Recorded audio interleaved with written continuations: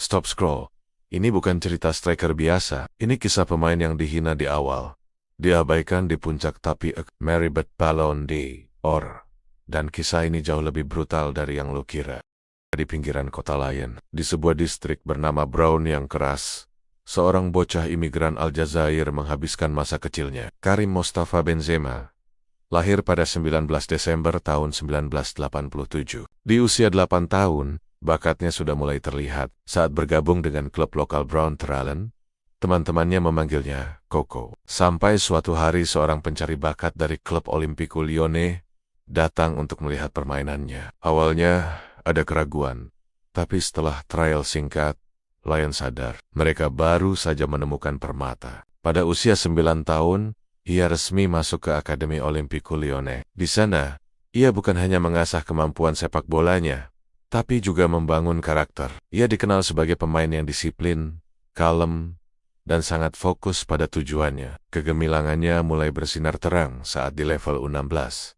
Ia mencetak 38 gol hanya dalam satu musim. Seluruh Prancis mulai membicarakannya. Tahun 2005 menjadi momen bersejarah. Di usia 17 tahun, Benzema melakoni debut profesionalnya. Saat pertama kali masuk ke ruang ganti yang dipenuhi pemain senior, beberapa dari mereka tertawa saat ia mencoba berbicara. Jawaban Benzema singkat, dingin, dan tajam. "Jangan tertawa, saya datang ke sini untuk mengambil tempat kalian."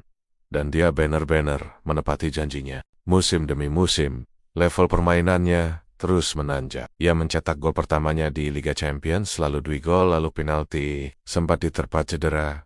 Tapi ia selalu bangkit lebih kuat. Puncaknya datang pada musim 2007 sampai 2008.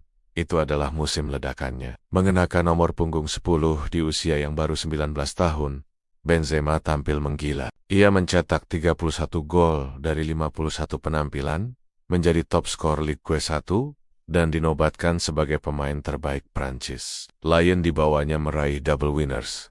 Klub-klub top Eropa pun mulai mengantre untuk mendapatkan tanda tangannya. Pada Juli tahun 2009, Real Madrid mengajukan tawaran sebesar 35 juta euro. Sebuah transfer raksasa yang membawa tekanan luar biasa. Bayangkan, seorang pemuda dari Brown kini harus bermain di Santiago Bernabeu, di samping bintang-bintang dunia seperti Kak dan Cristiano Ronaldo. Lampu sorot media terasa begitu kejam. Musim-musim awalnya di Madrid tidaklah mudah. Ia terus dibandingkan, dikritik habis-habisan, bahkan dicap sebagai Anelka baru. Kendala bahasa dan tekanan besar sempat menggoyahkan kepercayaannya.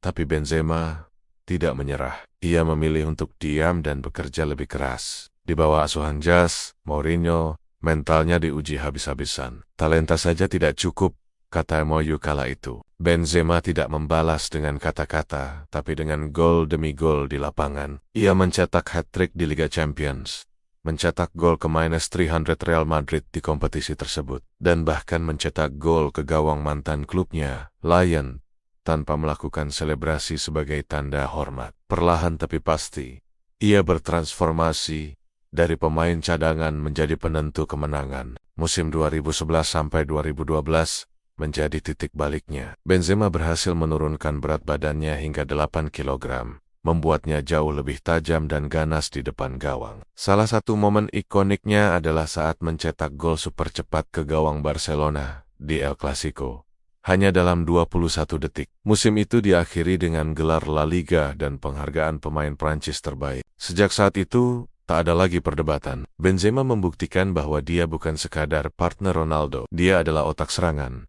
Seorang penyerang cerdas yang bisa mencetak gol sekaligus membuka ruang bagi rekan-rekannya. Koleksi trofinya bersama Real Madrid sungguh luar biasa. Total 25 piala, termasuk 5 gelar Liga Champions dan 4 gelar La Liga. Ia mencatatkan lebih dari 350 gol, menjadikannya top skor kedua sepanjang masa klub, sekaligus menjadi pencetak asis terbanyak dalam sejarah Los Blancos. Puncak dari semua kerja kerasnya datang pada tahun 2022, ketika ia dianugerahi trofi individu paling bergengsi, Ballon d'Or, dari bocah imigran di Brown. Ia telah menjadi raja sepak bola Eropa. Karirnya di tim nasional Prancis juga penuh lika-liku. Dari menjadi juara Euro U17, ia dan rekannya di timnas Prancis yaitu Ribéry sempat tersandung kontroversi skandal, yang mana ia menggunakan jasa PSK di bawah umur yang di negara Prancis itu dianggap kejahatan seksual. Akibatnya membuat Benzema harus absen lama dari timnas. Namun, ia berhasil melakukan comeback yang gemilang, bermain di Euro 2020 dan mengantar Prancis menjuarai Nations League, sebuah akhir yang pantas untuk perjalanannya bersama Les Bleus. Kini, Benzema memulai babak baru dalam karirnya di Al Ittihad, Arab Saudi. Ini bukanlah sebuah pelarian, melainkan babak penutup dari sebuah karir yang legendaris. Karim Benzema bukan sekadar striker biasa. Ia adalah seorang seniman di lapangan hijau, seorang penyerang yang berpikir. Ia bisa mencetak gol mematikan, sekaligus melayani rekannya dengan ampan-ampan brilian. Sepak bola modern telah melahirkan banyak sekali bintang, tapi hanya sedikit yang namanya akan abadi dalam sejarah. Dan Karim Benzema, tidak diragukan lagi, adalah salah satunya. Terima kasih sudah menonton. Jangan lupa like, komen, dan subscribe untuk cerita-cerita inspiratif lainnya dari dunia sepak bola. Sampai jumpa di video berikutnya.